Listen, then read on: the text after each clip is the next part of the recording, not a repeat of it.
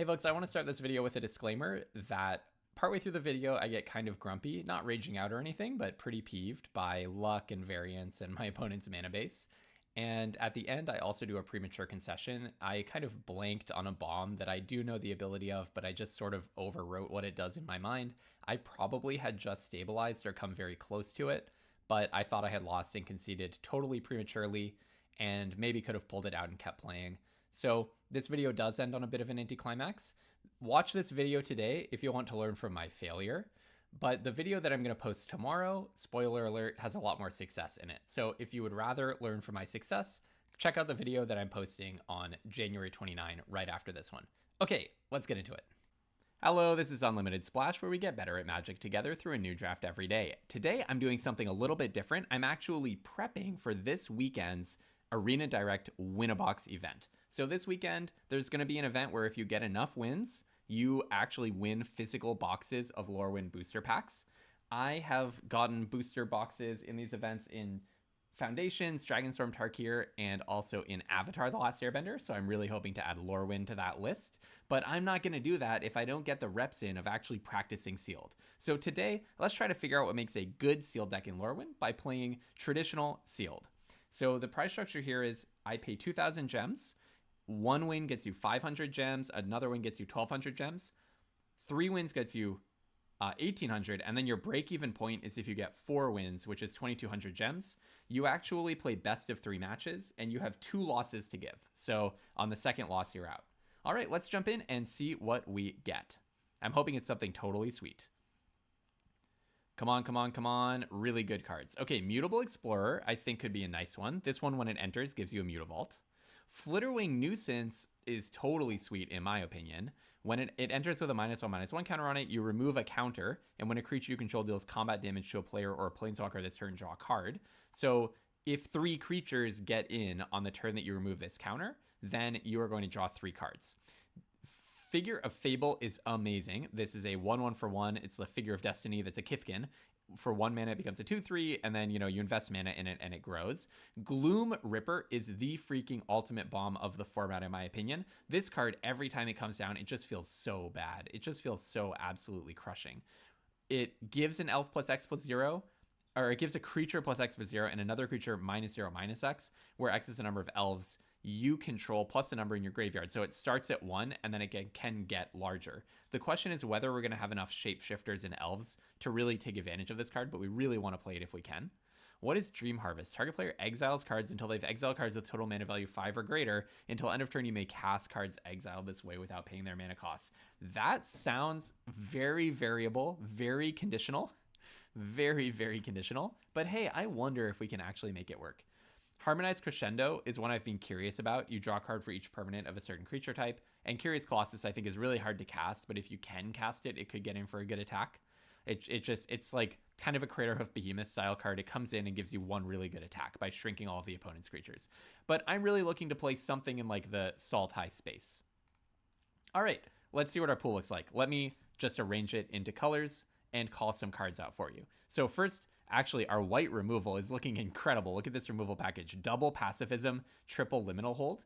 Then we also have a Wanderbrine Trapper for the Merfolk deck. We have Personify. One thing that's really weird, by the way, about Sealed in these tribal formats is you usually do not get a good version of the tribal deck. Right? You're rarely just going to happen to open an amazing elf deck, say. So you have to figure out how to take advantage of the powerful cards in a way that doesn't depend on them having all of their tribal synergies. Okay, I'm noticing that I would say our black is a little bit lacking, but our green actually looks great. Assert Perfection, a bunch of good 2-drops. We have the Mutable Explorer. We have Moon Vigil Adherence, which is really good, and Safe Right Cavalry. And our multicolor, interesting. We actually have a lot of changelings. So what I'm going to try to put together, just from this really, really quick look at everything, is something that takes advantage of our changelings to maybe make some of the more powerful synergy cards work. So first, I'm actually going to stack these in terms of color, taking out just a few cards that are essentially completely unplayable. And let's see how many cards we have of different colors, and then we'll probably take a look at the changeling deck. Okay, so it's really interesting. Our white is incredible. I mean, we have just so many removal spells. The color is so deep. We just have a big number of cards, which gives us a lot of different options to play with. Our green is also really strong early removal. We have actually a pretty good number of elves, some various 2-drops. Our green's pretty good. Maybe it's not amazing. The card quality looks a little low, but the number of cards is good. Figure of Fable could go in either one of those colors as well, and that's a top bomb that we really want to play if possible. Our black is unfortunately awful. I mean, we have essentially no playable cards other than one of the top bombs in the set, if not the top bomb in the set. So it's interesting. I'm not sure if we have the splashing to make Gloom Ripper happen if black is not a main color for us, especially because, I mean, double black is really hard, right? In red, we have a reasonably deep color. I especially like Explosive Prodigy, but I'm not sure that we have the kind of vivid stuff to really make that work. So I think we're probably going to rule out red, rule out black with the exception of maybe trying to squeeze a Gloom Ripper in there. And I also think our blue is probably pretty good. I quite like the Flitterwing Nuisance. It's better if you have the opportunity to blight onto it and keep looping it. But look, we have Flitterwing Nuisance.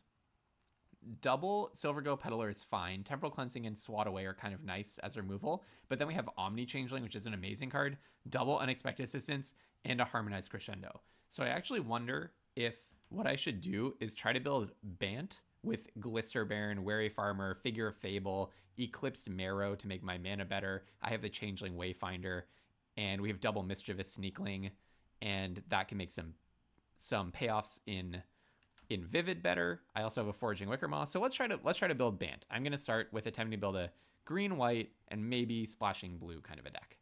Okay, I've put together a deck that I think is going to be really fun. We're learning here, right? We're prepping for the event that we're actually going to take seriously. So I want to see how this kind of a deck performs. This is a ramp deck. Mutable Explorer plus 10 the Springs and sort of Changeling Wayfinder are trying to get me more mana faster. Then my win conditions are things like Curious Colossus, Dream Harvest, and Glister Baron.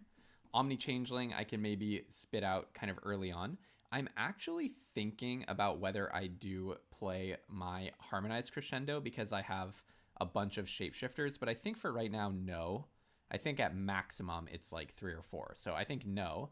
And the idea is Dream Harvest should hopefully be good enough. And then I'm pretty much just splashing. It's pretty much green, blue, ramp, splashing white for Spiral into Solitude, for 4 removal spells and the Curious Colossus, as well as Figure of Fable. So let's see. I also kind of like the idea of maybe playing Personify because it goes so nicely with Curious Colossus, but you know, that's not a great reason to play it. There's also Omni Changeling on Curious Colossus if I want to do double Curious Colossus shenanigans, but hopefully the first Curious Colossus wins for you. When I tried to go a little bit more Banty, I basically ended up in a very Merfolk space, which I didn't like as much. And I do, by the way, with green, have some nice sideboards, like double Unforgiving Aim could be good if someone beats me with a bunch of flyers. I'm leaving Assert Perfection in the sideboard because I just have a lot of good removal. Actually, let's just immediately cut Blossom Bind for Assert Perfection now that I see that. And yeah, let's see how this goes. I'm actually really curious. So let's jump into it. If you do want to grow at limited and get better right along with me, I draft every single day. I try to talk really clearly about my decision making. Sometimes I mangle my words a little bit, but I try to communicate my ideas as much as possible. I do put up bad drafts as well as good drafts, to be honest, and I try to learn from the bad beats that I get, but maintain a positive attitude and a growth mindset.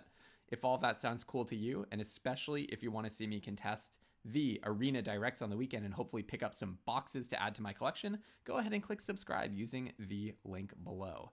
I'm going to absolutely be on the play and keeping this hand. Drawing 2 planes is pretty unlikely for us, but that's okay. Changeling Wayfinder is going to fix us into what we need for the Sneakling. Also note that this is traditional draft, or traditional sealed, where we do not have access to the hand smoother. I wanted the most accurate test possible for what it's going to be like on Arena Direct weekend. Now, this is an issue. Playing traditional best of 3 is not what we will be doing for the Arena Direct, but the other one, the like Premier Sealed or whatever, is seeded deck where you like pick if you want to be goblins or something. I'm guessing that's not how they're going to do the Arena Direct, so I think this is a better practice. Okay, this spell can't be countered. Ward, pay 2 life. Spells you control can't be countered. Other creatures you control have ward, pay 2 life. Wow, that's kind of fun. All right, well, I'm just going to go ahead and ramp myself out. I could Wayfinder here to get my island, but I'm not in a huge rush to do that, and I think the ramp is just going to be good for us. I will absolutely be just taking that damage. They play a black land. Okay, so we're Mardu over here. And all of your stuff has ward pay to life. That's so funny. Okay, now I kind of want to go Changeling Wayfinder, find an island, play the island, but not play anything else. Yeah. I do need double blue for a good amount of my stuff. So we really hope to get some islands. But okay, I'm not going to play anything else, and I'm going to save this Sneakling as a little surprise for them. Not sure I'm happy that it tapped Mutavault. That's kind of awkward for me, but okay. So pass. I assume they attack with some stuff. I will flash in a Sneakling, and yeah, I'll be happy to try to trade off my Sneakling here, I think. So I'll double block the Squelcher and just block the Ante. I think I'm just trying to maintain my life total, right? They probably have some tricks. I mean, they have access to white, so there are tons of combat tricks. Okay, they left alive Mutable Explorer, makes sense. It's the lowest power and toughness, and then a Gangly Stompling. Okay, I don't hate this, but I do really want to draw some good stuff now. I think rather than playing the Nuisance right away, I'm going to play Foraging Wickermaw, partly because Wickermaw, well, it surveils, which is really important for me right now. It also is going to filter into the mana that I would need to immediately rip a counter off the Nuisance and get some damage in. I really want to be drawing a lot of cards off of this Nuisance because I think I need card advantage to win a matchup like this. I mean, I'm sure that I need card advantage to win a matchup like this. Okay, down comes Timid Shield Bearer. I will immediately play Lyssalina Informant, see what we've got on top. Omni Changeling. So I think I do keep this on top because I could copy my Flickerwing Nuisance with it, right? Because I can play it with the Wickermaw. It has Convoke, so yeah, I think I'll keep this one. I'll keep this one. I'm going to keep this one. I'll play a land. I don't think I play the Nuisance yet. I kind of want to play the Nuisance and attack all in the same turn. And I want to be able to attack with Mutavault when I do that. One.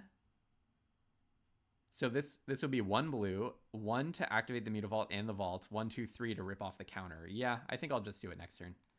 Just try to keep my stuff alive for now. We'll see what they do. If they play a land, they can pump off of the Shield Bearer. That's pretty annoying because it does hold my stuff back very successfully. However, what I can do is I can filter you into a blue, play an Omni Changeling without even convoking, and copy a Sundappled Celebrant, and then we're not, like, dying. Maybe I should just play this Nuisance.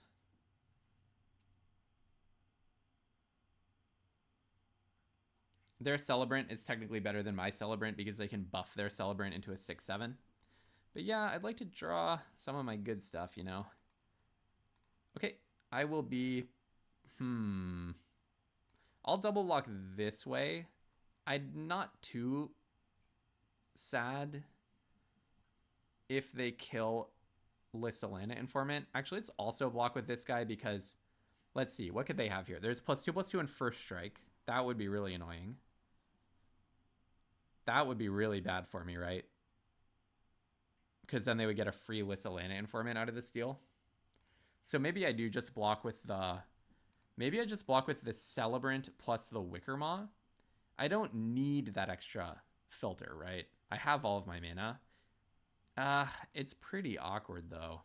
Okay, I'm going to block like this so that I can keep my Lyssalina Informant if they have +2/+2 and First Strike. Okay. What? Oh, they have deal 2? They have Cinder Strike? Okay, that's fine. Or Feed the Flames? That's fine. That is fine. I was worried about something much scarier than that. Okay, go to my turn. I'm very happy that I got to keep my Wickermaw. So I will play the Flitterwing. I will activate Mutavault. Now, I can Spiral into Solitude, but then I can't do that and also pull the counter off of this guy. So why don't we go in with the team here? And almost certainly I'll just pull the counter off the Nuisance.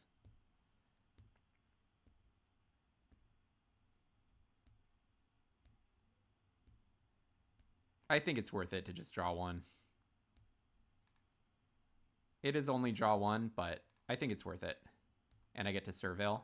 Can I order it so that I surveil first? Yes. I like that a lot. Yeah, I don't know if that was worth it, but ugh, drawing a land. Oof. Okay, don't love that. I don't love that. We have a lot of good draws here. We do. I don't know. Maybe I was supposed to arrange it so that I got a bigger draw. I'm not sure. Attacking. Interesting. Okay, I'll take it. Another land. It's not good. Do I spiral into Solitude the down guard? I think so. It feels like it could get really big.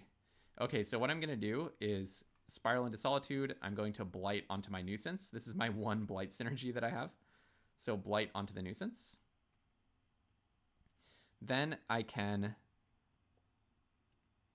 rip this off and attack, but I can't do it and also play Mutavault and also attack with Mutavault, unfortunately.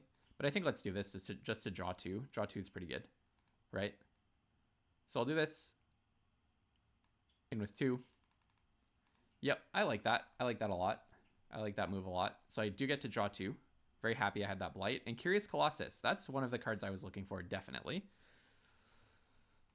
Yeah, Spiral into Solitude plus Flitterwing Nuisance is a nice one. Blight 1 is the sweet spot for Flitterwing Nuisance. All right, I'll take it. I will take it for sure. Sourbread Ante is perfectly fine. I wonder if they do blight. In their shoes, I probably would not. Okay. Oh, blighting onto that actually makes sense. Does it? Maybe. I can't really tell. I could go back and forth about that one for a while. Okay. Curious Colossus. Shrink all your stuff. Activate Mutavault. I'm loving my deck. This is pretty sweet. In. Don't really want to trade Foraging Wickermaw for one of their cards. I'd rather go, yeah, trade Mutavault for 2 of them. Kraken for 2. All right. So if they kill Curious Colossus, they still need to deal with my flyer, although it is like a 7-turn clock, so it's not like an emergency for them. If their solution is to play a blocker, it doesn't work, right? Because Liminal Hold. Okay, yeah, makes sense. Oh, 10 the Springs. Yeah, that's funny. Okay, so I will... Do I even need to Liminal Hold, though? I don't, right? There's actually no good reason to Liminal Hold here. I'm going to have a blocker anyways. So yeah, going with these two, they can't triple block the Colossus. They just have to chump. And now I'm going to get a 3/4. And yeah, I don't even feel like I need to Liminal Hold. So I will get another, maybe a green or white is good. Actually, it doesn't matter. It doesn't matter at all.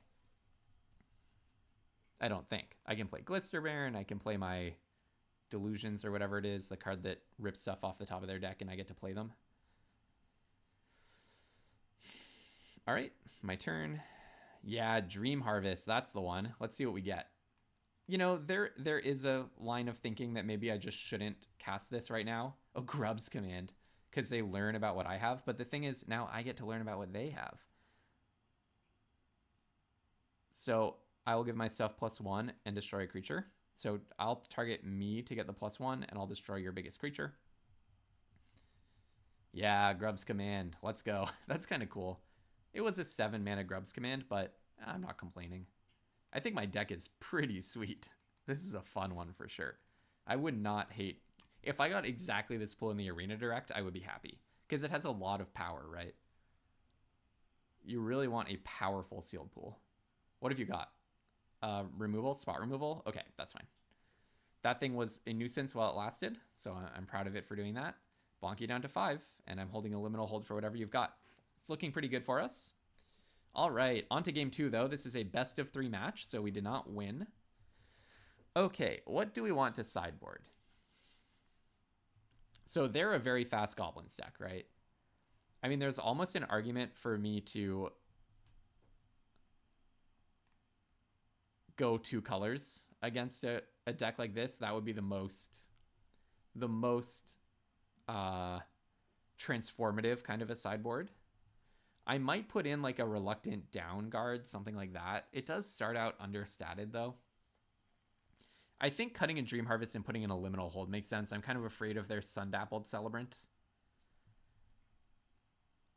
It does require my mana to work, but I think my mana, I am playing a lot of fixing. I think cutting a Dream Harvest is correct. Just getting one step faster. I just don't know if a Liminal Hold is the right thing. Maybe I put in like a Wary Farmer instead of a Liminal Hold, Kind of like the idea of doing something even faster. Could Unforgiving Aim be correct? I don't think so. They didn't have any flyers, any enchantments that I saw.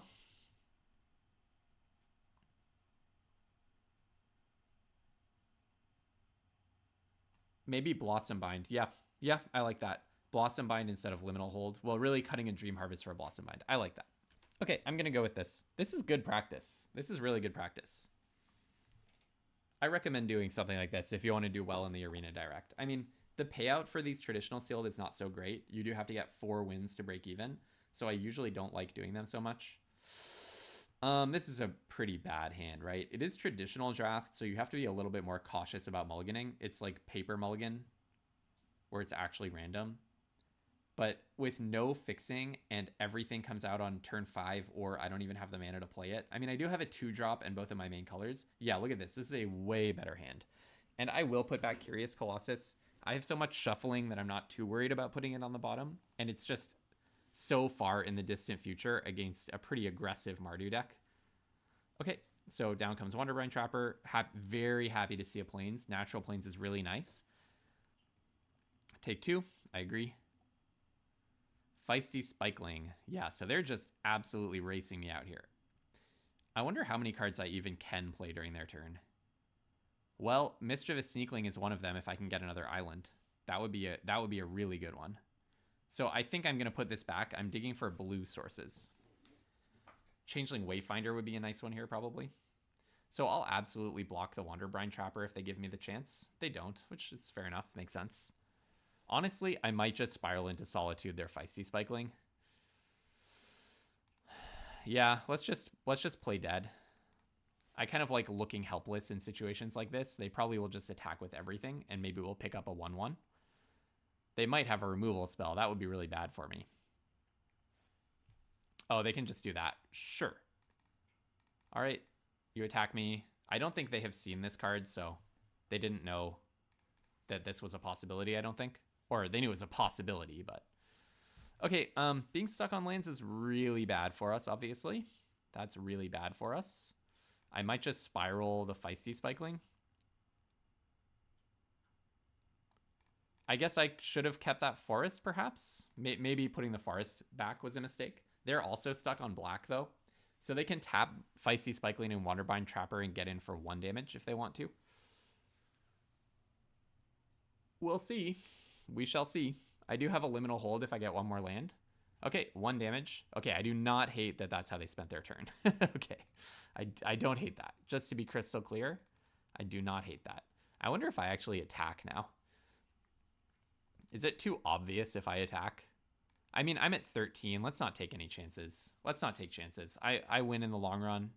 1 more land and I get to Glister Baron, and I should get that land next turn.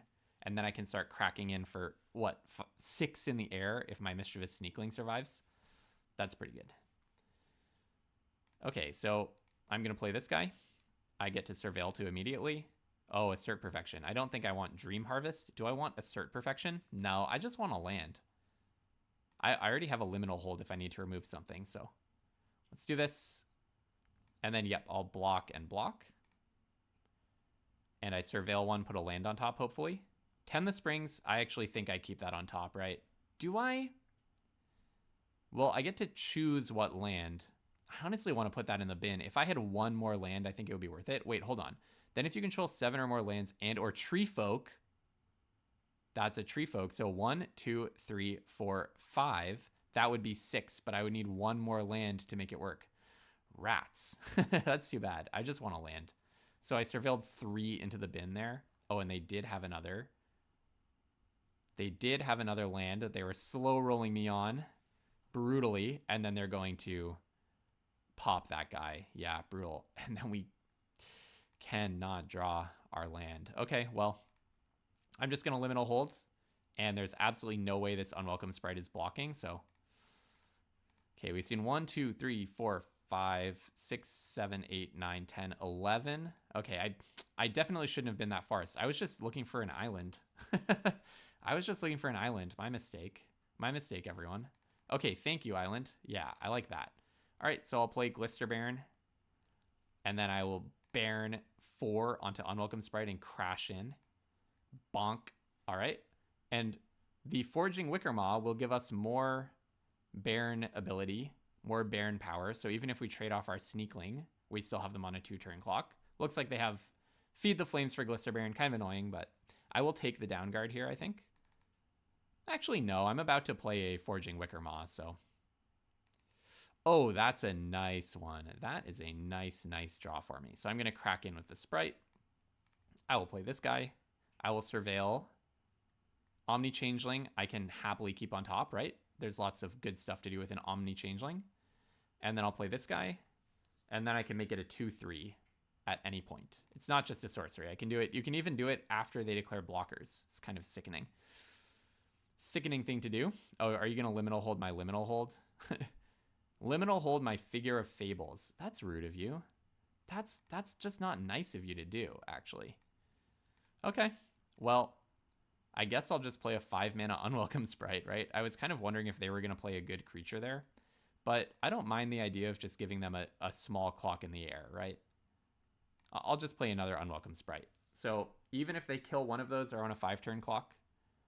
If they don't kill one of those, it's a 3-turn clock. All right, down guard. They're still stuck on black mana, by the way. In, get in for 4, put you to 6. Yeah, I would love to draw exactly this pool in the Arena Direct. This was a good pool. It has so much power in it. I think the second white is what I want. So I do have one double green card, but I'd rather be able to play Curious Colossus if I draw it than Moon Vigil Adherence if I draw it. So I think I'll get the second white. Also, it's more likely that I draw the green. Also, I have Foraging Wickermaw if need be. So I think the white is a good plan.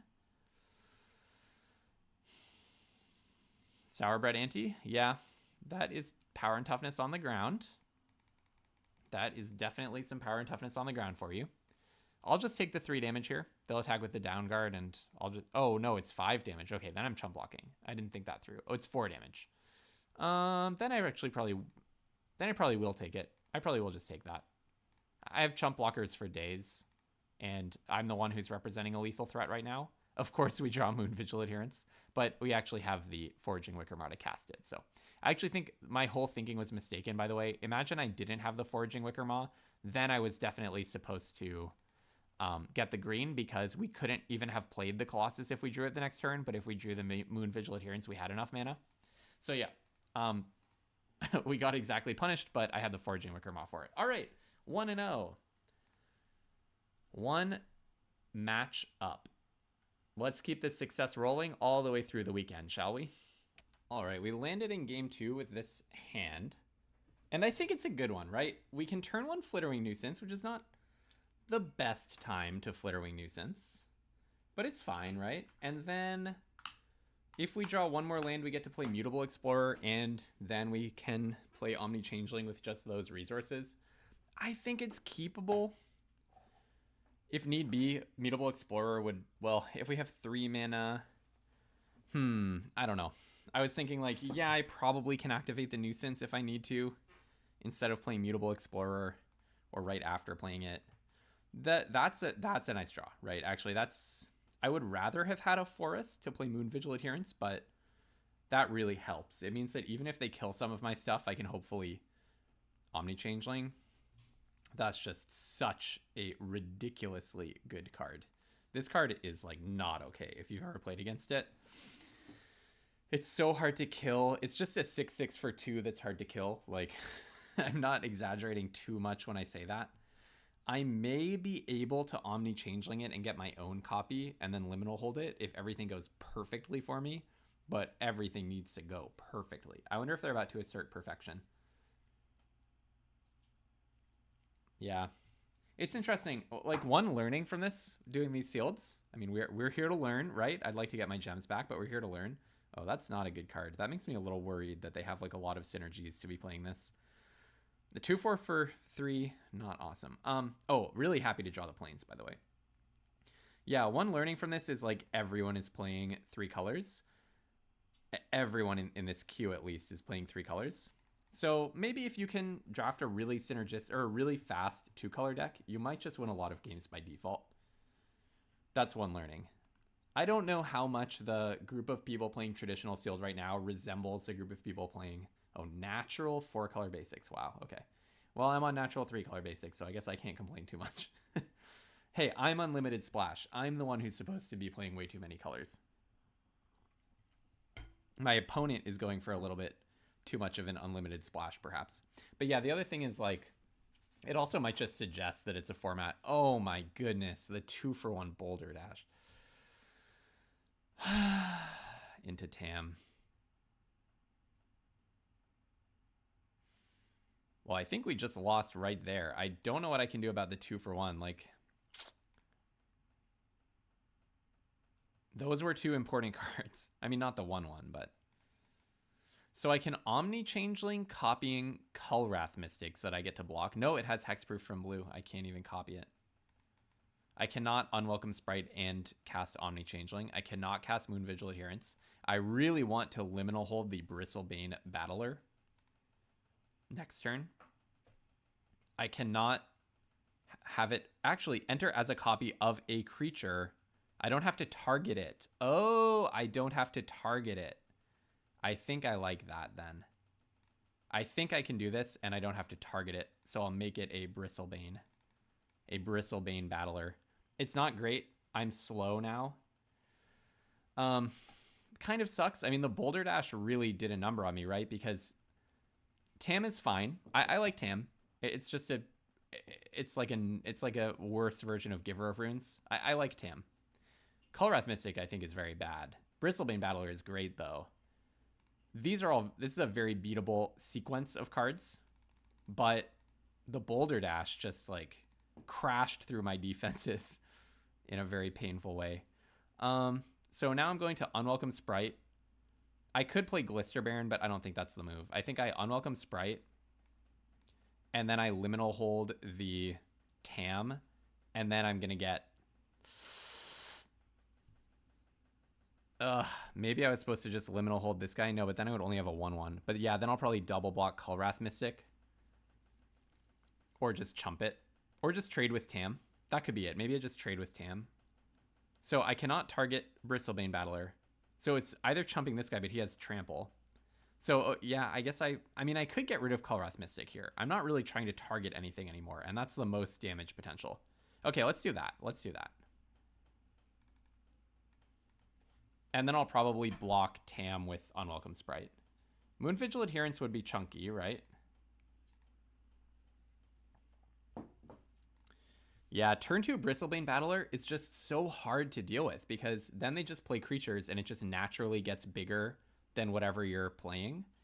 And it can't be removed. Like, you can't even Liminal Hold it until turn 6. What the heck is this? Okay. All right.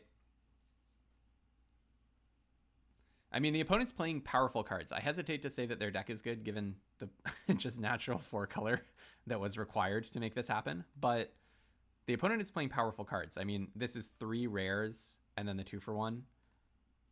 So they definitely are playing powerful cards. Okay, I'm going to play this, play Glister Baron. Unfortunately, still cannot play Moonvigil Adherence. They're thinking a lot about something, so they have something in their hand. But what could it be? It's not Cinder Strike. I don't know what it could be. This becomes a 3/3. And yeah, I probably just hold back for blockers. I mean, they're going to throw a Flying Lifelinker into me next turn. That's probably something I can't do anything about unless I get... Well, even if I get a Liminal Hold, it's not going to work, right? Yeah, actually, do I just lose? I actually think maybe there's nothing I can do. Because I Liminal Holded the 2/4 instead of Tam just to try to survive. I really wish that you could turn off the opponent highlighting your stuff. It's like really distracting to me when people like highlight every card. Maybe Dream Harvest, I guess. If I could draw a Dream Harvest, 1, 2, 3, 4, 5, 6, 7. Maybe if I draw a Dream Harvest, and I do have 2 of those in my deck. Okay, that's kind of the X factor. So Unwelcome Sprite is not blocking, right? I'll just take the 4. I'll just take the 4 lifelink to the face. It's kind of painful, but Unwelcome Sprite is not blocking. Actually, it might block Tam, I guess, if they attacked with Tam.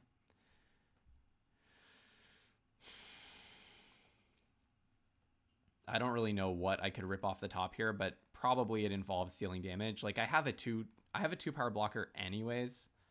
I can activate Mutavault, so I guess I do just attack. Yeah, feature request to wizards, please. Like you can mute people, and I always do, but I also really want like mute their highlighting, because if someone's doing this, it actually kind of messes with me. Sometimes I even have to like block the lower half of my screen, or like block cards except the relevant ones, because okay, well that just got us some good info, because it's like so distracting when someone's like highlighting every single one after another. I don't think it's bad manners. Like I think very few people are doing that just because they want to screw with you. I think some people just have that habit, but it is distracting to the opponent, at least to me as an opponent. Okay, so I do want to be a little bit more consistent. I wonder if I go down on Liminal Hold, put in a Blossom Bind. Basically, my opponent has stretched their mana like to such an extreme extent, it seems, that I just want to be like a more consistent kind of beatdown deck. I actually think let's try out this theory. Let's try out this theory that going 2-color might be a good answer to these people who are playing like a lot of different colors, and we'll see. I mean, then we'll know. Maybe I play like this as a top end threat, cut these two, then we'll know if like that actually does work. 9-8, and then maybe I cut Changeling Wayfinder. Might be good to be able to shoot a flyer, because they did have that thing that throws creatures. Maybe play Thoughtweft Charge instead of a Dream Harvest. I have plenty of like late game stuff. Yeah, I kind of like the idea of trying this as my sideboard. Just become more consistent. And we'll see if being more consistent against a 4-color deck actually does, you know, work to net wins in this set. I kind of am hoping that I can get something better than Illusion Spinners, though. I think I found it. I think instead of Illusion Spinners, Safe Right Cavalry is pretty good. Let's try this. Let's just try to get consistent. It's less power, but I still have some removal. I did take out like an A-level bomb in the that Colossus, like a really, really strong pull into white. But I think just getting consistent sounds good. Oh, I kind of forgot about 10 the Springs. Maybe that was a mistake. But okay, I'll keep this one. I'll keep this one. Technically, I have like a 1/1 plus removal. We'll see if they play their incredible 6/6 on turn 2. Okay, they do have the green. I wonder how much green they're playing. All right, I do need to draw another land. Yeah, 10 the Springs is really awkward. I'll definitely take that out after the next sideboard. Okay, well, they hit their 2 core colors naturally into their bomb. Yeah, that's so awesome. And then I am the one who gets mana screwed despite playing a responsible 2-color deck. That's awesome. Okay, well, hopefully we can just eat this with a Sneakling here. And then they hit naturally 3 colors. All right, well, hey, at least we're getting these beats out now instead of in the Arena Direct. But yeah, them having this on turn 2 every game and having all their colors naturally when they're playing 4 colors. And they're not just like in theory playing 4 colors. We saw like green, red, white cards all across the spectrum. We saw this card as well as a card that has a red pip and a white pip in the cost. And now they have another rare. I mean, yeah, if you play 4 colors, you do get to play all of your rares. That's true.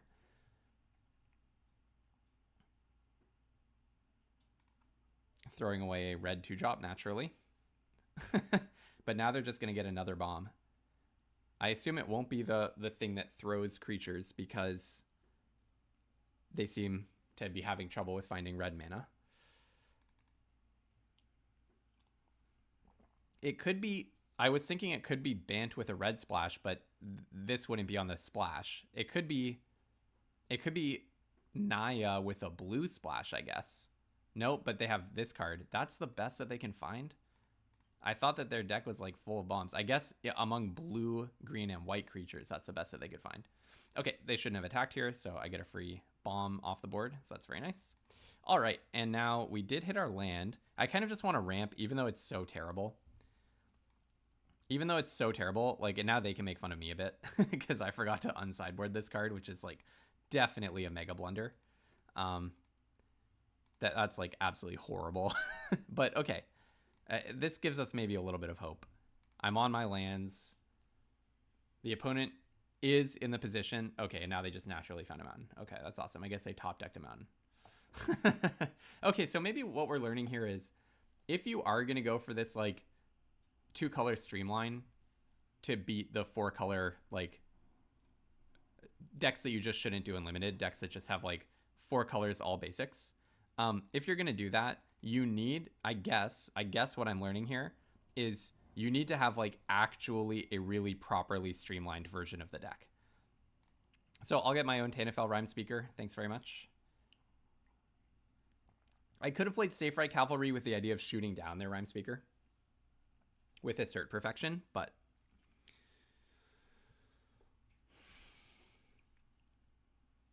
so I'm Unlimited Splash. I do respect playing lots of colors and playing lots of bombs. I like it, but the thing is, you have to have fixing if you're going to do this.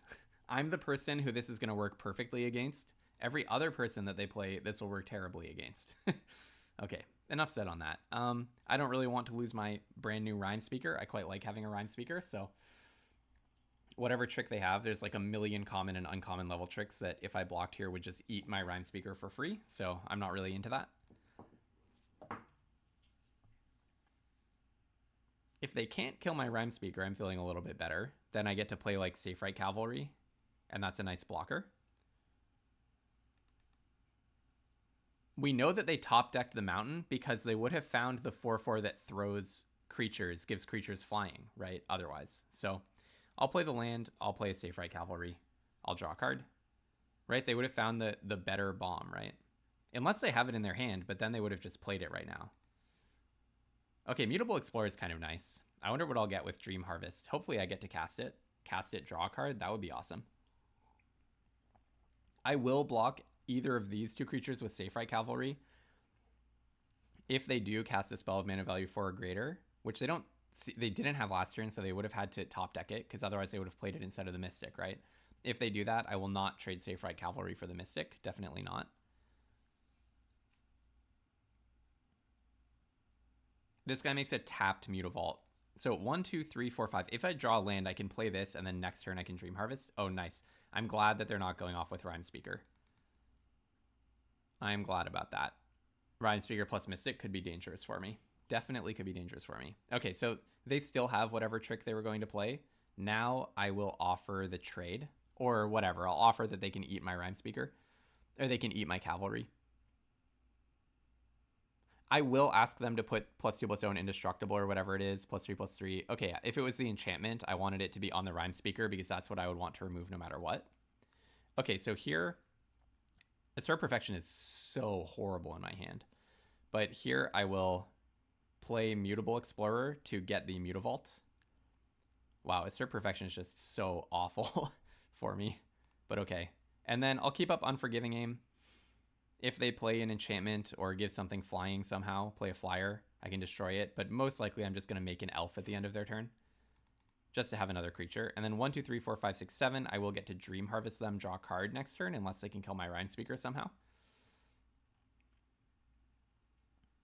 They're highlighting my Flitterwing Nuisance. Do they have their own Unforgiving Aim? Let's see. Let us see. It looks like they're going to kill something. Kill the Rhyme Speaker maybe? It's Boulder Dash again. Yeah, that's pretty annoying. That is annoying, but okay. And then you play Tam. Okay. So I'm hoping that they feel emboldened to attack here. They should. It would make perfect sense for them to attack. And then I'm just going to try to eat a Rhyme Speaker.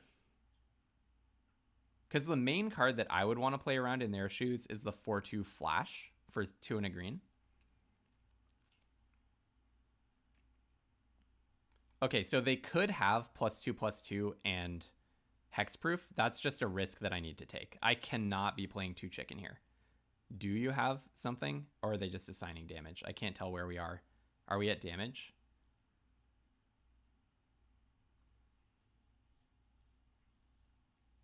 Do they have +2/+2? Okay, phew. All right, I am at 5. Dare I Assert Perfection? My other option is Silvergill Peddler plus... Or dare I Dream Harvest? My other option is Silvergill Peddler plus Assert Perfection.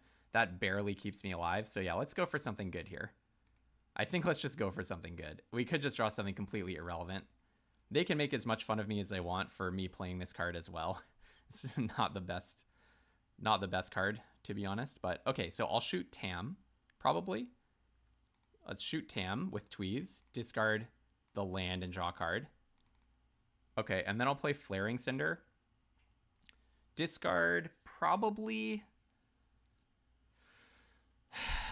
I don't want both Assert Perfection and Thought Weft Charge. Probably I pitch Thought Weft Charge because I'm in a very defensive place here. Lissaline Informant is a better one. I'm happy that I drew that. And yeah, let's see what they have. If it's a spell, if it's any expensive spell, they've been so off of expensive cards so far. So they're really 3 colors with a white splash for their bomb. Now I think I understand their deck a bit better. It's not really 4 colors, but we saw the only dual land we saw is dual red and blue, and then they have an Evolving Wilds. So, okay, I don't know. I'll stop talking about their colors. If they have an expensive spell, I'm almost dead. I pretty much just have to chump with Flaring Cinder if that happens. But next turn, we should be able to go... We have 3, 4, 5, 6, 7. So we should be able to just empty our hand. Lissaline Informant, Assert Perfection onto something, and then play Silvergill Peddler as a blocker. Swat away. Okay, so I pretty much have to chump block Kulrath Mystic. That's really unfortunate. Oh, and you get to put it on top of your library. Okay, that's good.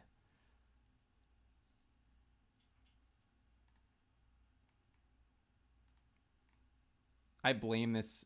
So Boulder Dash was really good against me. I blame the Bristlebane Battler for my loss, even though I got rid of it early.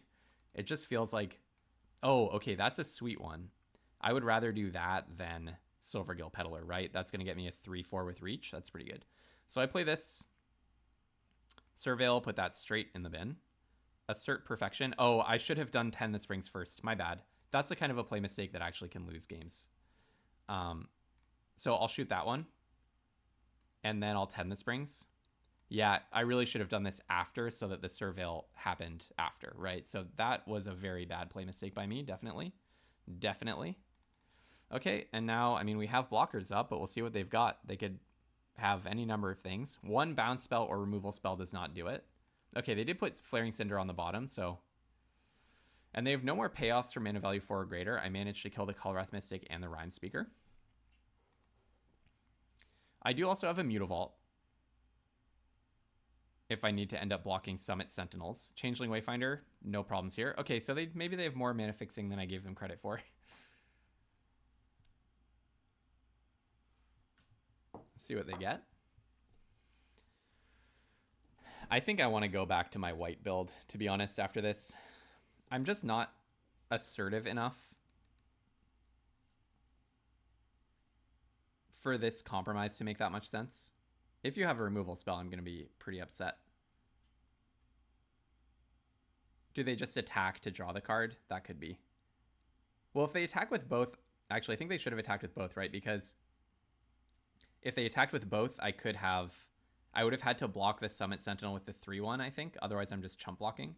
But okay. I will... I think I have to activate Mutavault to have a Shapeshifter, right? Oh, no. Sorry. Lissaline Scout is an elf. Okay. So I'll play this, beholding the elf. Yeah, I didn't really go far enough with my sideboard tech, did I? The moment they draw, what is it, Bree or whatever, the one that throws creatures, the moment they draw that, I lose. So that's kind of unfortunate. All right, pass back. Yeah, we really want to internalize this lesson that basically if you're trying to beat this kind of deck, you actually really do need like a properly aggressive build, or you need the better 3-color build. Of course, they have a Sunderflock. That's so cool of them. So their elemental stays, all my stuff gets bounced. I mean, I guess I'll play on because I actually can block here.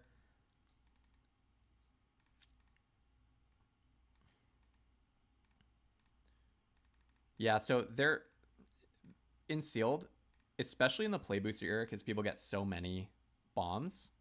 You have to be able to beat decks that are just no limited like fundamentals about like having a mana base that makes sense. Just purely like put all of my bombs into 4 colors and hope I can cast them. I don't know how I would have done that against that deck in like a best of 10, because they did have a lot of bombs. They did have a lot of bombs. But clearly our discipline did not pay off. So like my version of that deck would be like if I was also running let's say Gloom Ripper, and then I don't even really have the card quality to put together 4-color soup like that, but Gloom Ripper and then like some random elves and stuff. So I think maybe my adjustment would be just put in like, the thing is also Liminal Hold lines up so badly against that person specifically because the card that they just had in their opener both games has Ward 2. But maybe I need to put in a Blossom Bind and cut one other card. Put in a Blossom Bind and cut a Liminal Hold, and then I'm getting just one step more consistent. Something like that. Maybe something like that. All right, let's try to run this one out. A bit of a stinging loss because I think we would have done really well if the opponent had either not seen all 4 of their basics or had not had one of the best cards in the format on turn 2 both times while having their mana under them. But okay, that's totally fine. I mean, props to them. They managed to put like 4 top rares in their deck and see them, and that is a way to win. That's definitely a way to win in sealed. So this, I think I happily keep. Figure of Fable is a top bomb. I can go Figure of Fable into Omni Changeling, can probably play the Liminal Hold after that. So I think it's a keeper, especially in traditional draft where mulligans are a little bit worse because you are actually dealing with a properly random draw from your deck. I also do have, I mean, I'm also like kind of pushing my mana a little bit, right? I do have some, let's see, 7 opportunities to draw forests, 7 out of 32. So I don't have like a gimme on the forest front by any means. Yeah, Lissaline and Dignitary looking pretty bad, isn't it? And I'm mana screwed off of upping Figure of Fable, so that's very bad. And I can't cast Omni Changeling yet, so now I'm getting punished for my sins against mana bases, which is totally fair. But the opponent is not pressuring us yet. Looks like they may have a Blight Rot. They highlighted my Figure of Fable maybe to make sure that I couldn't at instant speed buff the thing. So they're going to Blight Rot it before I am able to play a land and buff it. So that's really bad for us, but that's how it goes. I probably should not be playing Lissaline and Dignitary in the end. I would have been able to play Omni Changeling and copy my Figure of Fable, so really good for them having the Blight Rot there. That did a lot of work. Blossom Bind plus Liminal Hold hopefully gets us a little bit of time to draw our other stuff. Okay, Tend the Springs could be nice. So I may want to Omni Changeling here because then Tend the Springs, because Omni Changeling is a shapeshifter even after it becomes the copy, this means that Tend the Springs is going to count this as a Tree Folk, which means that I am going to get a 3/4 out of the bargain if they do not kill my Safe Right Cavalry here. So I think it's better to do the Changeling and then copy their card, even though on paper, allowing them to get in an attack with the Safe Right Cavalry and being one step slower is not, you know, the greatest. Oh, also this lets me play my Lissaline and Dignitary if I can keep this guy alive. So I'm just going to do, maybe I first attack with Safe Right Cavalry. No, I need to Tend the Springs first. I need to Tend the Springs first because they could have the Death Touch trick. Here I will take a, probably a Plains, right? I mean, this is the same decision that we faced earlier. Moon Vigil Adherence plus Colossus. 1, 2, 3, 4, 5, that will be 6, and then 7. So because I could actually play the Colossus next turn, I think we should grab the Plains. I will attack with Safe Right Cavalry. So the Death Touch and Lifelink trick would have totally got us there. And then I'm going to just lock this guy down, and then I'll play this card. And even if they kill this, well, I can play Lissaline and Dignitary for the 2 extra. I guess I could have held back the Safe Right Cavalry to not get attacked by the Dawn Hand Eulogist because it does have Menace, so my 3/4 cannot block it.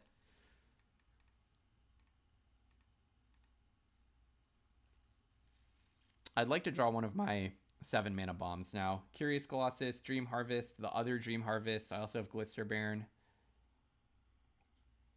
Just not Moon Vigil Adherence, please. But even if I draw that, Lissaline and Dignitary could cast it, so.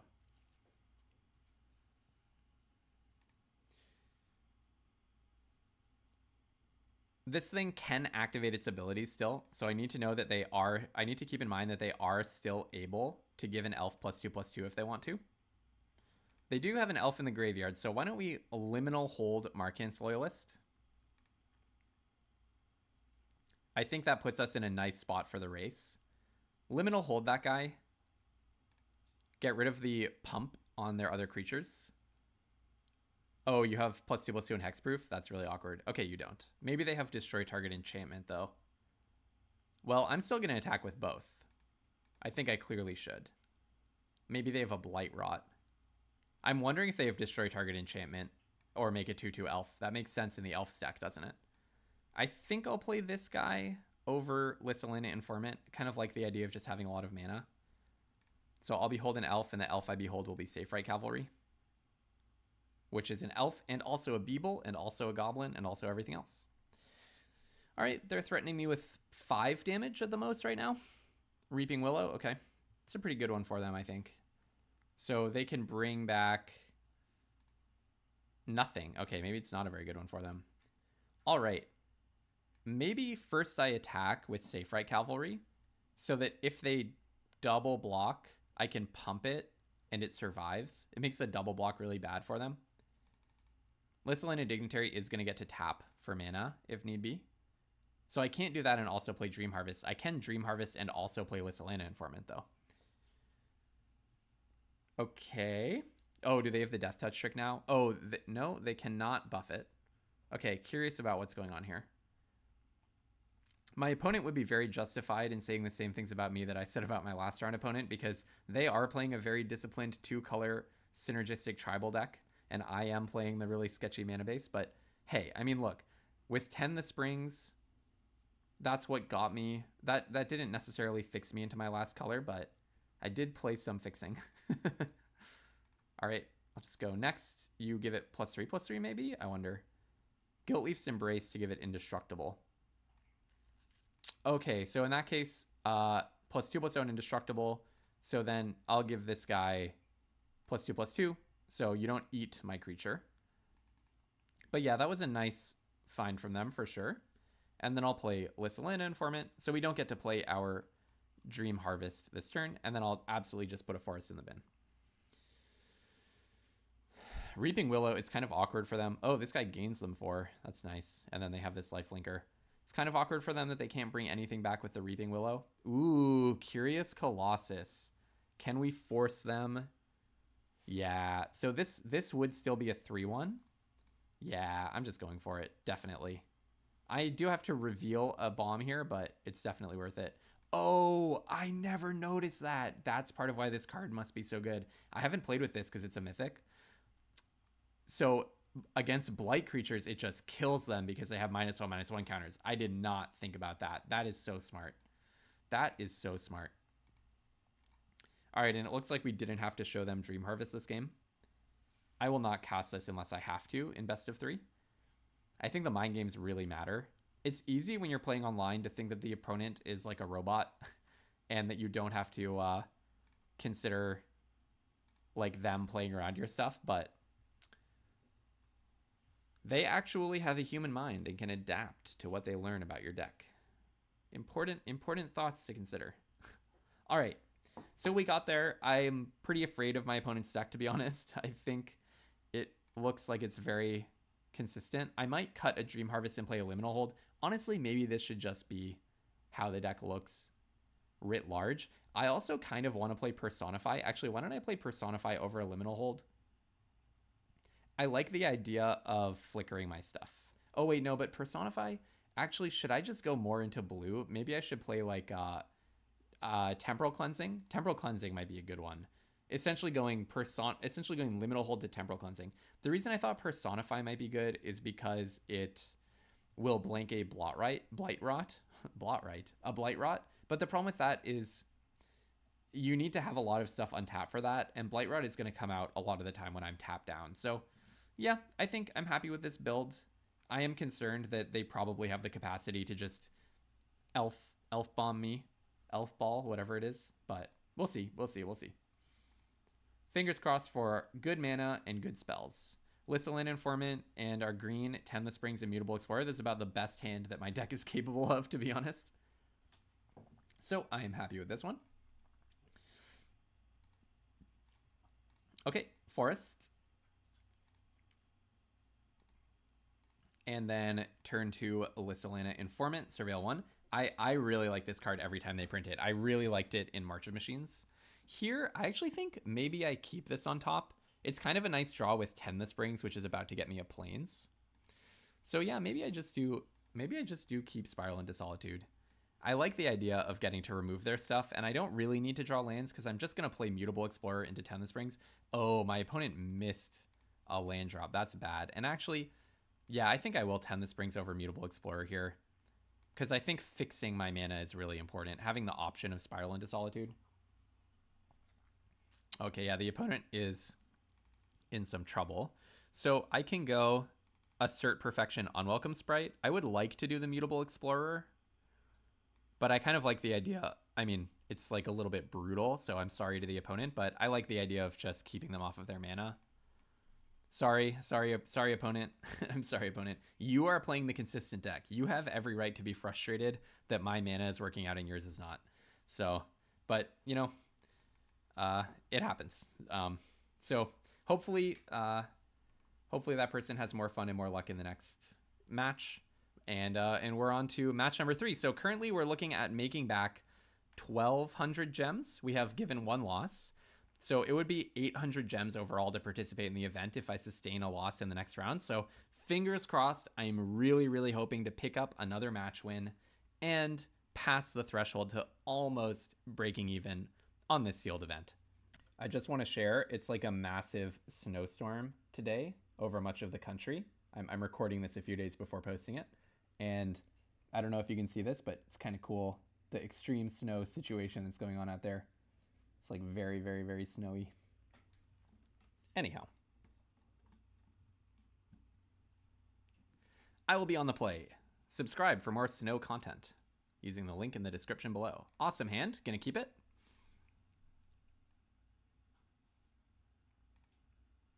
Yep, happily keeping this one. Especially in traditional draft or traditional events. If you haven't played a lot of these, and I don't know that you should play. I mean, I like traditional. I like best of 3 draft a lot, actually, on Arena. I might even like it more than Premier Draft. So, yeah, I don't know that you should play a lot of the sealed because the prize structure is pretty bad. I think it's mainly for people who want to collect the cards.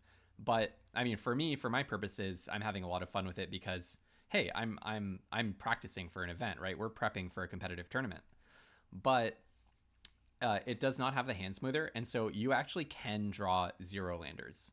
Like, it absolutely happens to me that I'll draw 0 landers in these events. Just go for Plains here and be very happy about it. And yeah, that's like a really funny experience on Arena. You don't think about how much the hand smoother matters. It really does. Okay, here I'm absolutely thrilled to have the Crushing Blow of Assert Perfection into Adept Water Shaper. This card's good, especially if you have merfolk that are like getting tapped all the time. Looks like they're playing it in Kithkin where they're basically going to like aggro me out and give their stuff indestructible. That makes perfect sense as well. I haven't done that version of it, but that makes perfect sense. This is not really how you want a Foul Knight to look.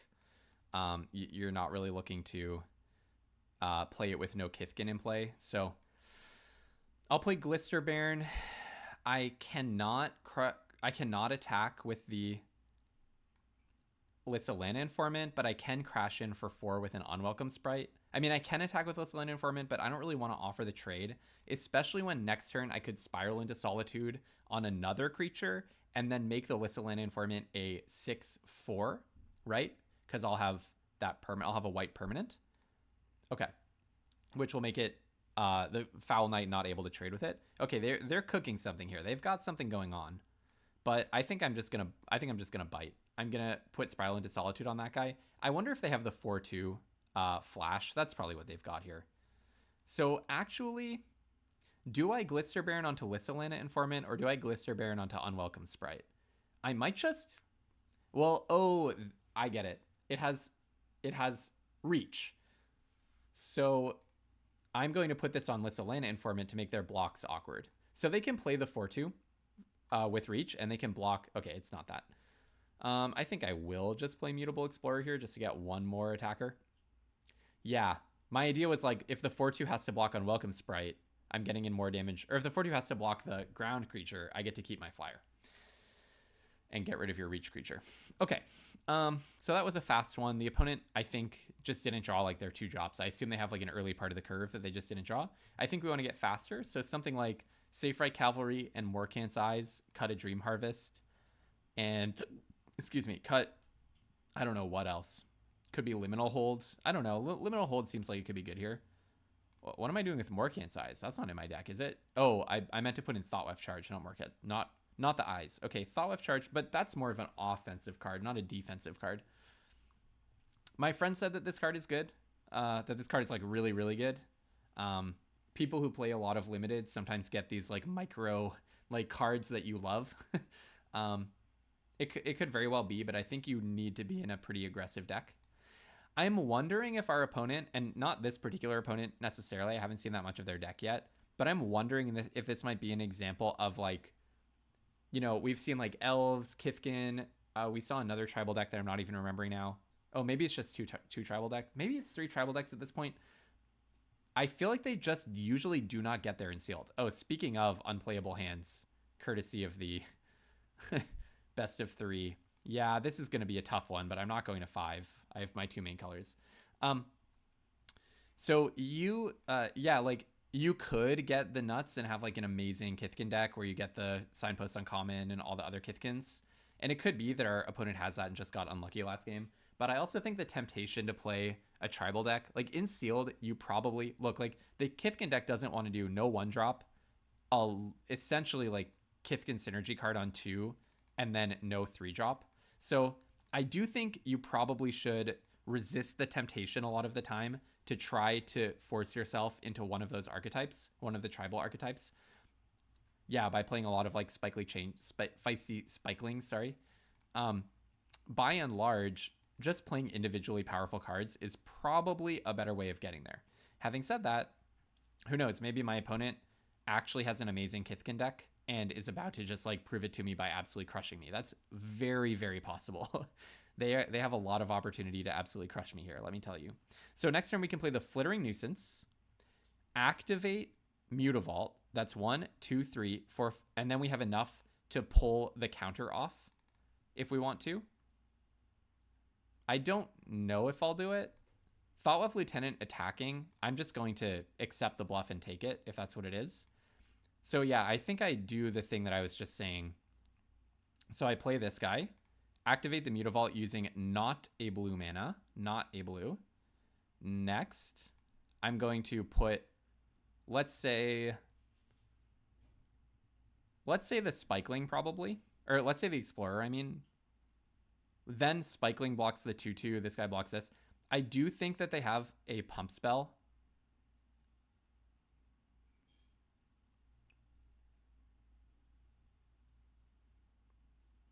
I don't know, I kind of just need this to go well, don't I? I think I'll go in. Hopefully I get a creature through and I get a reimbursement if they pump and eat. Okay, they don't eat Glisterbaron, that's good. Okay. So, trade, hit your guy, draw a card. I don't hate it, and I have a 2/2. I don't hate it. Losing the Mutavault is a little rough because now I'm 1 turn farther away from Dream Harvest, and I don't have white for Spiral into Solitude. So that is a little rough. Here, I think I will block the Lieutenant if they attack with it. I mean, they could have a flash creature. Now, maybe I just take it one more time. And then next turn, I would, like, triple block it, probably. Hopefully, I draw something good. I mean, a Plains, basically Forest or Island are terrible. Almost everything else is good. I guess another white card would be terrible. Okay, I don't hate that. Gallant Foul Knight attacking for a bunch. So maybe we're stable with our Glisterbaron because we can block the 3/4. Yeah, that's the one of the 2 worst possible draws for me, of course. So that's pretty bad. No attacks end. Yep, that's bad. That's bad. Forest or Island was the worst. And then, of course, they have A+ Bomb. Okay, so when it enters, you reveal cards until you reveal 3 permanents, and then you get to play all of them. Okay, as Aurora Awakeners go, that was not the best I've ever seen, but do I just die here now that you Blossom Bind my blocker? Almost. Yeah, that's too bad. I felt good about this game until that last draw, actually. If I had drawn a Plains, well, it was me drawing an Island and then them playing one of the best cards in the format.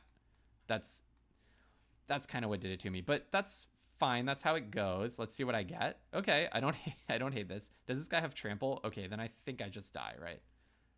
Maybe I shouldn't even have shown this to them. I might just die. I guess I just die here. Right? I'm not going to put that in the bin and show it to them. So they can attack 3, 6. So if either of these gets through,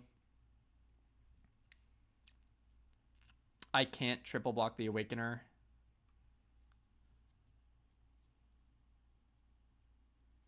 Yeah, I just die if they attack with everything. If they attack with everything, I'll concede. I don't think there are blocks. I guess Gallant Foul Knight could block the Awakener. And I double block. And Wary Farmer blocks the Lieutenant. And the Nomad blocks the Foul Knight. Something like that. And then I try to draw a Plains to lock down their Aurora Awakener. That could be it. Okay, I think they could have gone more aggressive with this attack. So I'm going to block like this. I mean, they might have a pump spell. So maybe they know something. I don't know. If they can just like kill my Foul Knight here, then that's GG. So now I try to draw Plains. I'm going to go to 3. Yeah. I'm going to go to 3. They're going to kill my Wary Farmer. But Flitterwing Nuisance can still assert Perfection into the Lieutenant. Oh, they didn't kill my Farmer because they want to get the value from the Nomad. That's clever. Wait, why do they have an island? Maybe they're not an aggro deck. Okay, maybe they're not really a Kithkin deck. They're actually some kind of Vivid and they're just playing a bunch of on-brand creatures. Yeah, that makes sense to me. Okay. Oh, right. No, I knew that I wasn't going to get the island or the Plains because I put this on top to not show it to them. Okay, so hold on. If I play this, I can give Wary Farmer +3 and shoot Aurora Awakener. Is that true? I think I'm not dead yet, right? So let's just go to buff because this has the same colors as Wary Farmer. And I need the Wary Farmer to live for this to work anyways. So this gets +3. No attacks. And then I'm going to assert Perfection Wary Farmer into this guy. Am I surviving? I don't think so. I don't think so. Then I'll play this. I'm not dead yet, but maybe I'm dead next turn. Then I Surveil.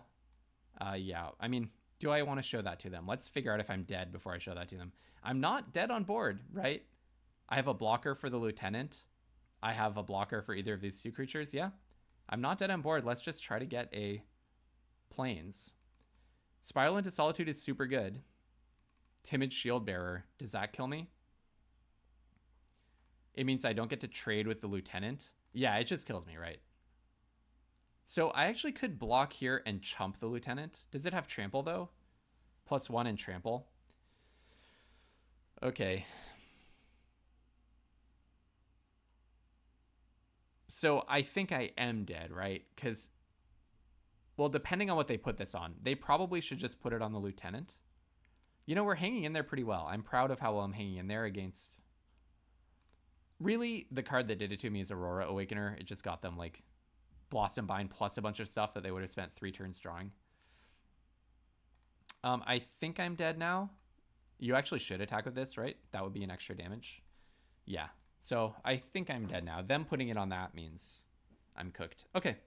So what do we do against a super good Kithkin deck? Well, really, it's what do we do against Aurora Awakener, right? I did find an answer to it. That was kind of sweet. What do I have? Is Thought Weft Charge good? I tried to go fast. Like, this is the fast version of my deck. Maybe playing more liminal holds is good. Like, cut a Assert Perfection and play a liminal hold. I think Assert Perfection is actually good, though, isn't it?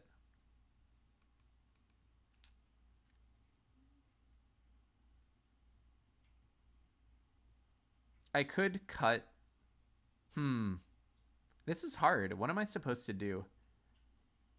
I think I like the idea of 2 liminal holds here if I'm trying not to get beat by like one really big card. The problem is Assert Perfection is good against their Kithkin, but it's bad against their bomb. I wish I had a counter spell. Maybe Swat Away, but double blue is a little tough.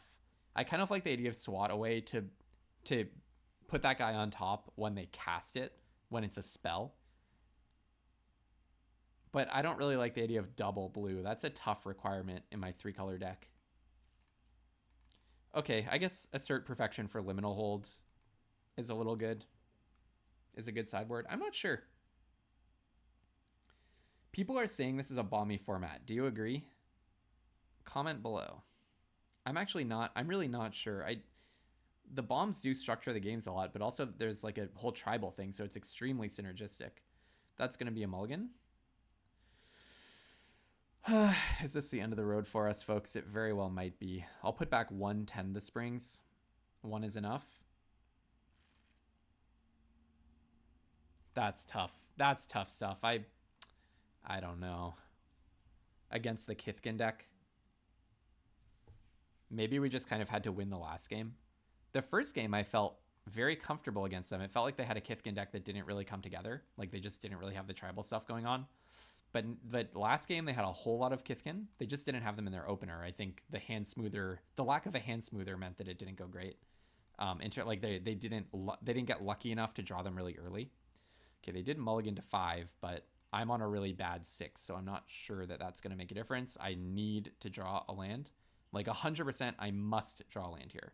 And they already are ramping. Okay, that is a huge relief to see. So I'm going to go get an island here. Maybe Mutable Explorer would be better, I'm not sure, but I like the idea of just grabbing the island and fixing myself. If I get another land, then I can go Mutable Explorer plus Unwelcome Sprite or Mischievous Sneakling.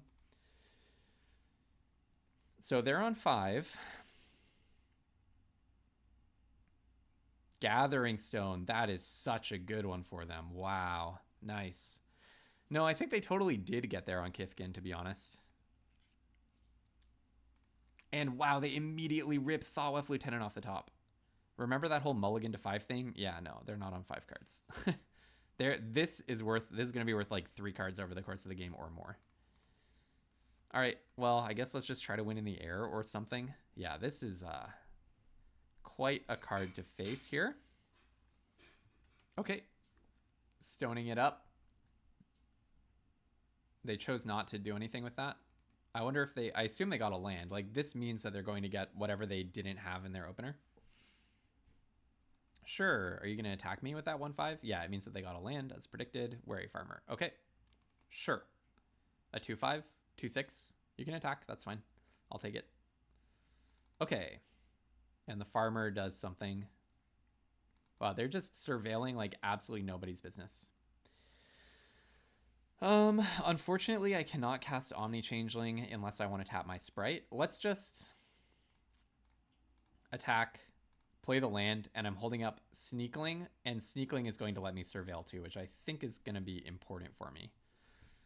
So they're on basically no cards, and they just ripped a Foul Knight off the top. Wow, that's just so good. This card is nutty. Well, okay. So they play that, and then they play the Foul Knighting. We are just getting absolutely aggroed. Like, massively aggroed. They all get first strike as well, so it's completely unblockable, essentially. So you should play that before combat. I could copy that guy with Omni Changeling. Okay, they're thinking really hard, which means they have another 4-drop spell or another 5-cost spell, potentially. They have another good card. Like, this is a no-brainer to play, so they must have something else good. Oh, okay, they wanted to set up their... They were wondering if they set up their Spikeling, I guess. Basically, they're just putting absolutely everything on the battlefield right now. But Gathering Stone means that they're just drawing 2 cards a turn. And it's the 2 cards that they want. It's like the perfect 2 cards. So I'm not going to be blocking their Trampling First Strikers, obviously. So I take 10, go to 8. Yep, I mean, they had just the absolute... Remember when I thought that they had a Kithkin deck that didn't get there? Apparently they have like the greatest Kithkin deck I've ever seen, including draft. This is just absolutely nutty. And this is on a mull to 5. That's absolutely out of control. And they get to surveil. And then they get to rip a card off the top. And they can pump all of their stuff by 1. The Colossus kind of does it, but not really. I guess it's a nice Mimi draw for me, but they're just going to attack with everything, pump everything, and I can't kill any of their creatures because I'm at too low HP. So I wonder if actually what I do... Okay, let's think for a second. It's possible that I attack with the Sprite here, putting them to 16. Next turn, I play another Colossus. I wish this put it even lower. I wish this put it down to like... I wish this was like until the start of your next turn, because it's not so good against the ultimate aggressive start. So maybe next turn I will double block the Shield Bearer, chump something. They're going to get 2 Kithkin because they have Gathering Stone. That's just what that does. They'll at least get 1 Kithkin. So something will get trample. I might just be dead. I'm probably just dead. I'd better hold back. I'm probably just dead. Well, I don't have any attacks. Omni Changeling can copy the Colossus. That's kind of cool. Wow. Unreal. Unreal. All right, so what did we learn from this event? What did we learn? Oh, it is until your next turn. Shouldn't have conceded. Okay, that's fine. What did we learn from this event? Probably, it actually is until your next turn. Wow. Okay, mistake to concede there, but at the same time, I don't think that we were getting out of that. Wait, it's just forever? It loses all abilities forever? Oh, that was a premature concession. I thought this was until your next turn. My bad. Bad concession. Bad concession. Okay, that's fine. What did we learn from that event? I think the 3-color plane was actually pretty good. Curious Colossus is way better than I realized. The Kithkin deck, like, that actually totally went off. Once they had Gathering Stone, they were just like ripping every card that you could ever imagine off the top of their library. So yeah, maybe making those 2-color tribal decks is good, but we kind of faced 2 good 2-color tribal decks, 1 bad one, or not bad, but just like one that didn't seem to come together, like the Elf deck. Maybe it was good, but they just didn't happen to draw their like 2-drops and 3-drops. And then there was also the deck that was a soup deck that just kind of naturally found all of its lands. Yeah. So, okay, apparently Curious Colossus is a better card than I realized. That's one thing to know. It does have addition to its other creature types, so they were still having Kithkin there. So it was a premature concession, but I really think that they had me beat anyways. I guess the next turn if I survived, which is very questionable, I was going to copy the Curious Colossus and blank their Kithkin Lord, so their stuff would go back down to 1/1s. So yeah, premature concession on my part, but these things happen. I'll just know not to do that in the Arena Direct. And plus, we have, I think, a lot more info about the Arena Direct. So yeah, okay. A pretty good one. I'll be practicing again for the Arena Direct and playing this weekend to try to win a box. If you would like to see that, subscribe and check out those videos. And until the next video, have tons of fun playing Magic and don't be afraid to splash.